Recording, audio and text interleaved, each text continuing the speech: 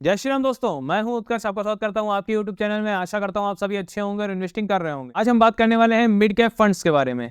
इसमें मैंने 2 फंड रखे हैं, दोनों फंड्स को हम कंपेयर करेंगे और उन दोनों में से कौन सा बेस्ट फंड रहेगा, इसको हम कंक्लूजन पे पहुंचेंगे और उस फंड में आप 2024 में इन्वेस्टिंग शुरू कर सकते हैं। तो वीडियो के लास्ट तक बने रहिएगा, काफ़ी इंपॉर्टेंट वीडियो होने वाला है क्योंकि 2024 शुरू हो चुकी है। इन्वेस्टिंग आपको करना स्टार्ट कर देना चाहिए। अगर आप मिड कैप में इन्वेस्टिंग करना चाहते हैं तो ये वीडियो से आपको एक अच्छा फंड चूज करने का आइडिया मिल जाएगा और एक अच्छे फंड में आप इन्वेस्टिंग शुरू कर सकते हैं। देर ना करते हुए शुरू करते हैं आज का वीडियो। हमने आज का पहला फंड रखा है, वो है Kotak emerging equity fund direct growth plan. इस फंड के ऊपर मैं पहले भी वीडियो बना चुका हूं जिसमें मैंने सेपरेट इस फंड से रिलेटेड इसके रिव्यू किया था। अगर आपने वो वीडियो अभी तक नहीं देखा है तो आप जाके उस वीडियो को देख सकते हैं, जिसका लिंक आपको आई बटन पर मिल जाएगा। अगर हम इस फंड के शुरुआत की बात करें तो ये जनवरी 2013 में शुरू हो चुका है। 11 साल कंप्लीट हो चुके हैं इस फंड को। मैंने 11 साल के इसके डेटा को एनालाइज किया, उसके बाद जो मुझे पॉइंट्स इसमें इंपॉर्टेंट लगे आपके लिए, वो मैं यहाँ पे कंसीडर कर रहा हूँ आपको बताने के लिए। बात करें यहाँ पे अगर हम एग्जिट लोड की तो 1% का एग्जिट लोड इसके ऊपर लगता है। कोटक इमर्जिंग फंड के अगर जो हम फंड साइज की बात कर लेते हैं तो 38,520 करोड़ का इसका फंड साइज हो जाता है। एक बड़ा फंड साइज देखने को मिलता है, इसका ज़्यादा इन्वेस्टर्स की तरफ अट्रैक्ट है, तो ये एक पॉजिटिव पॉइंट फंड को मिल जाता है। बट अगर हम इसके लास्ट डबल की कर लेते हैं तो 2 साल में इसने अपने इन्वेस्टर्स का पैसा डबल किया है। एक्सपेंस रेशियो वाइज भी ये फंड काफ़ी वाजिब मुझे लग रहा है, क्योंकि अगर हम इसके एक्सपेंस रेशियो की बात करें तो 0.38% का एक्सपेंस रेशियो लग रहा है, जो भी एक अच्छा एक्सपेंस रेशियो देखने को हो जाता है एक्टिव फंड में, और वो भी मिड कैप कैटेगरी में। बात डाउन साइड से प्रोटेक्शन की कर लें तो डाउन साइड प्रोटेक्शन अच्छा देखने को मिलता है। रिटर्न वाइज भी बेहतर परफॉर्मर है, अच्छा परफॉर्मर है। कितने CAGR से ये आपका पैसा बढ़ा रहा है उसको भी जान लेते हैं।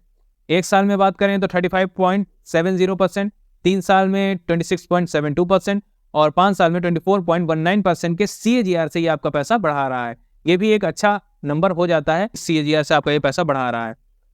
यहाँ तक सारे अच्छे अच्छे पॉइंट्स हमको समझ में आ गए, लेकिन क्या यहाँ तक हमको इसी के हिसाब से निर्णय ले लेना चाहिए? नहीं, अभी हमें इसके रोलिंग रिटर्न को भी जानना बचा है।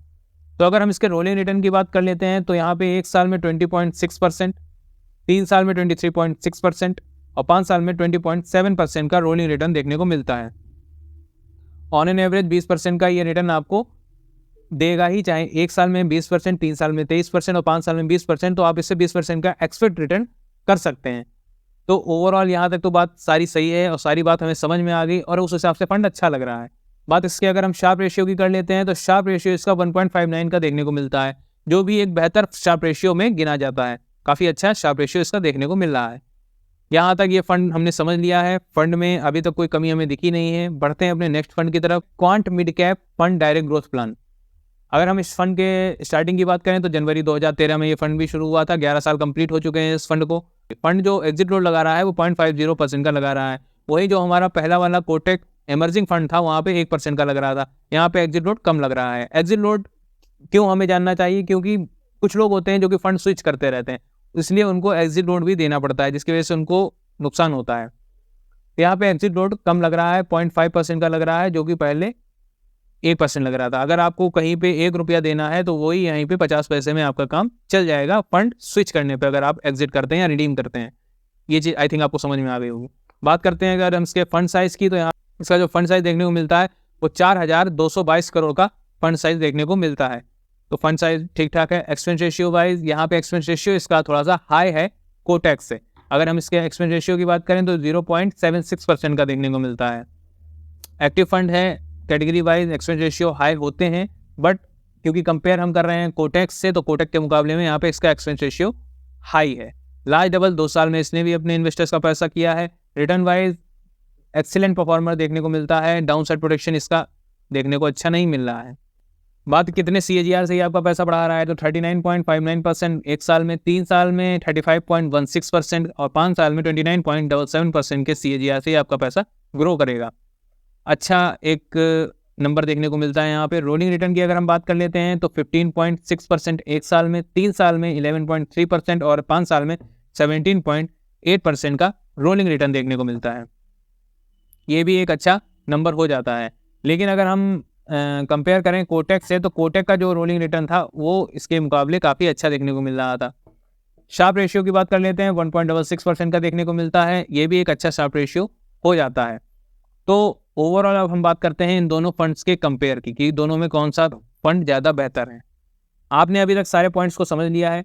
आप मुझे कमेंट में बताइए कि आपको दोनों में से कौन सा फंड बेहतर लग रहा है। तब तक हम इसके हर एक पॉइंट को कंपेयर कर लेते हैं। बात अगर हम इसके एग्जिट नोट की कर लेते हैं, तो एग्जिट नोट जैसे हमने आपको बताया कि कोटक में 1% का लग रहा है, वहीं क्वांट में 0.50 का लग रहा है, तो वहाँ पे पॉइंट मिल जाता है क्वांट को। एक्सपेंस रेशियो की बात करें तो यहाँ पे 0.38% का लग रहा है कोटक में, क्वांट में 0.76% का लग रहा है, तो यहाँ पॉइंट कोटक को मिल जाता है। अगर हम फंड साइज की बात करें तो फंड साइज कोटक का बड़ा देखने को मिलता है, तो यहाँ पे भी पॉइंट कोटक को मिल जाता है। लास्ट डबल दोनों ही 2 साल में कर रहे हैं पैसा डबल अपने इन्वेस्टर्स का। डाउन साइड प्रोटेक्शन कोटक की अच्छी देखने को मिलती है, यहाँ पे भी पॉइंट कोटक को मिल जाता है। कितने CAGR से ये पैसा बढ़ा रहा है उसमें अगर हम बात करें तो कोटक और इनमें कोई ज़्यादा फर्क नहीं है, दोनों ही ठीक हैं, दोनों ही लगभग सेम CAGR से आपका पैसा ग्रो कर रहे हैं, दोनों को पॉइंट मिल जाता है। अब बात कर लेते हैं रोलिंग रिटर्न में, तो रोलिंग रिटर्न में कोटक को पॉइंट मिल जाता है, क्योंकि वहाँ पे जो उसका रोलिंग रिटर्न देखने को मिलता है क्वांट का, वो थोड़ा सा कम देखने को मिलता है, तो यहाँ पे पॉइंट कोटक को मिल जाता है। तो ज़्यादा पॉइंट हमारे कोटक को मिल रहे हैं। शार्प रेशियो वाइज पॉइंट दोनों को मिल जाएगा सेम, क्योंकि दोनों का शार्प रेशियो अच्छा देखने को मिलता है, लेकिन फिर भी पॉइंट जो हमारा मिल रहा है सबसे ज़्यादा वो कोटक को मिल रहा है। तो मेरे हिसाब से मिड कैप कैटेगरी में अभी जो विनर मुझे देखने को मिलता है वो Kotak emerging equity fund direct growth plan देखने को मिलता है। तो यहाँ पे अगर हम कंसीडर करें तो कोटक को कर सकते हैं। आपको क्या लगता है, आप मुझे कमेंट बॉक्स में जरूर बताइएगा कि अगर आपको इन दोनों फंड्स में कंसीडर करना हो इन्वेस्टिंग के लिए तो कौन सा फंड आप कंसीडर करेंगे और क्यों। वीडियो पसंद आया है, कंपैरिजन की वीडियो अगर और चाहिए आपको तो कमेंट बॉक्स में बताइएगा। मिलते हैं नेक्स्ट वीडियो में। धन्यवाद।